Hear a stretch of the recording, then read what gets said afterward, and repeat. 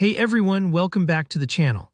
If you're looking to create a professional-looking KPI card in Power BI that shows your total sales along with a month-over-month percentage change, you're in the right place.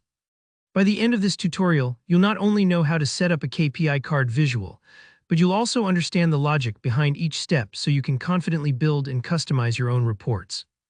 Let's dive right in. First things first, fire up Power BI on your computer. Once you have your workspace open, let's set up the foundational data we'll need for our KPI card. To accurately display month-over-month change, we need two pieces of information: your current total sales and what your total sales were last month.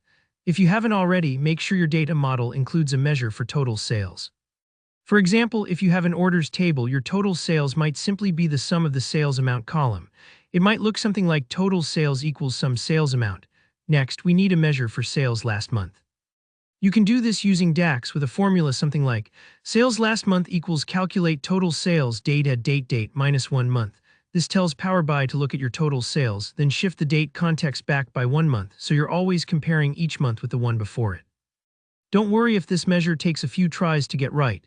Building your DAX skills is a journey, and this is a great exercise for understanding how time intelligence functions work in Power BI.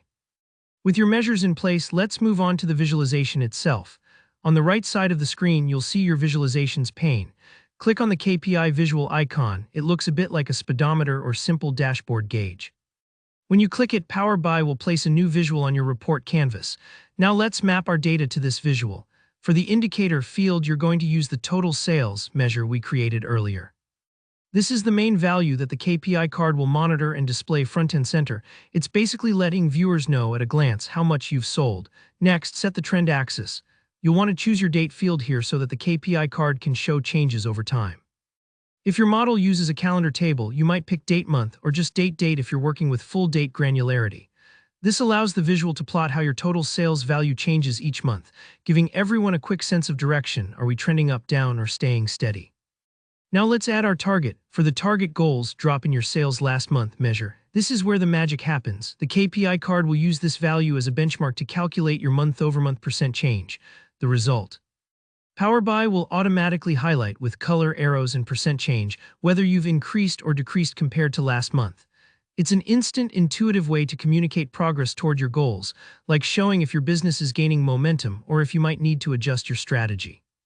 And just like that, you've built a dynamic KPI card with MoM percent change in Power BI. Take a moment to explore the formatting options, like changing indicator colors or tweaking your display units so it matches your report style. Remember, it's totally normal if it doesn't look perfect right away. Experiment to find what best fits your needs. If you found this tutorial helpful, be sure to hit that like button. It really supports the channel. Drop any questions or thoughts in the comments below, especially if you get stuck or want to share your results. And of course, subscribe for more practical Power BI tips and step-by-step guides. Thanks for watching, and I'll see you in the next one.